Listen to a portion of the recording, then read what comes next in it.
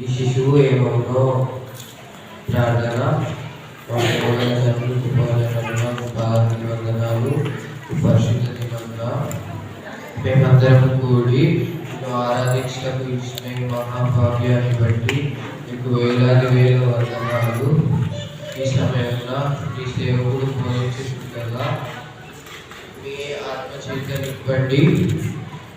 ఈ సమయంలో ఈ ఆవరణం అంతటిని పరిశుద్ధాత్మ అగ్ని చేత నింపండి. గత వారమంతా తోడుగున్న దేవ మీకు వందనాలు. ఈ వారమంతా మీ కృప చేత నింపండి. మేము నీ వాక్యాన్ని ధ్యానించుచుండగా నాకు మాకు తోడుగా ఉండమని నజరేయుని యేసు నామములో వేడుకుంటున్నాం తండ్రి. ఆమేన్. న్యాయాధిపతులు 13వ అధ్యాయము 1వ వచనం ప్రారంభము. ఇశ్రాయేలీయులు మరలా యెహోవా దృష్టికి దోషులు కాగా యెహోవా 40 సంవత్సరములు వారిని ఫిలిష్తీయుల చేతికి అప్పగించెను. ఆ కాలంలో దానవంశస్థుడును జోర్య పట్టణస్థుడునైన మనోహానను ఒకడుండెను. అతని భార్య గొడ్రాలై కానుపులేక ఉండెను. యెహోవా దూత ఆ స్త్రీకి ప్రత్యక్షమై, ఇదిగో నీవు గొడ్రాలవు, నీకు కానుపులేకపోయెను. అయితే నీవు గర్భవతివై కుమారుని కందువు. కాబట్టి నీవు జాగ్రత్తగా ఉండి ద్రాక్షారసంనే గాని మద్యంనే గాని త్రాగకుండుము. అపవిత్రమైన దేనినైనను తినకుండుము. నీవు గర్భవతివై కుమారుని కందువు.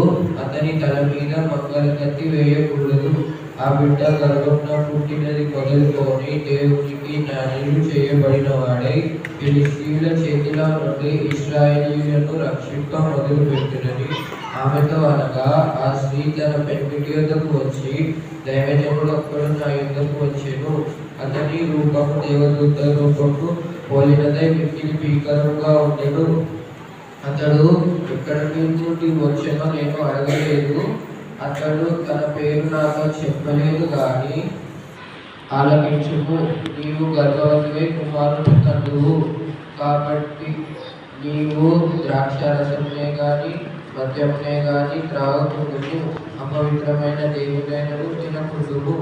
ఆ బిడ్డ గర్భంలో పుట్టినది మొదలుకొని చనిపోవు వరకు దేవునికి జ్ఞానులు చేయబడిన వాడై ఉండునని నాతో చెప్పెనను. అందుకు మనోహ, నా ప్రభువా, నీవు పంపిన దైవజనుడు మరలా మా యొద్దకు వచ్చి, పుట్టబోవు ఆ బిడ్డకు మేము ఏమేమి చేయవలెనో దానిని మాకు నేర్పునట్లు దయచేయమని యెహోవాను వేడుకొనగా, దేవుడు మనోహ ప్రార్థనను ఆలకించెను గనుక ఆ స్త్రీ పొలములో కూర్చుండగా దేవుని దూత ఆమెను దర్శించెను. ఆ సమయంలో ఆమె పెంపుటైన మనోహ ఆమె యొద్ద ఉండలేడు కనుక ఆ స్త్రీ త్వరగా పరిగెత్తి, ఆనాడు నా యొద్దకు వచ్చిన పురుషుడు నాకు కనబడదని అతనితో చెప్పెను. అప్పుడు మనోహ లేచి తన భార్య వెంట వెళ్ళి ఆ పురుషుని యొద్దకు వచ్చి, ఈ స్త్రీతో మాట్లాడిన వాడను నీవేనని అతనిని అడుగగా, అతడు నేనేనెను. అందుకు మనోహ, కావున నీ మాట నెరవేరినప్పుడు ఆ బిడ్డ ఎట్టివాడగునో అతడు చేయవలసిన కార్యం ఏమిటో తెలుపుమని మనవి చేయగా, యెహోవా దూత, నేను ఆ స్త్రీతో చెప్పినదంతయు ఆమె చేకొనవలెను.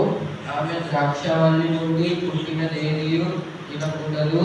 ఆమె ద్రాక్ష రసమునైనను మద్యమునైనను త్రాగకూడదు. అపవిత్రమైన దేనినైనను తినకూడదు. నేను ఆమెకు ఆజ్ఞాపించినదంతయు ఆమె చేకొనవలెనని మనోహతో అనెను. ఇతనితో పాత నిబంధన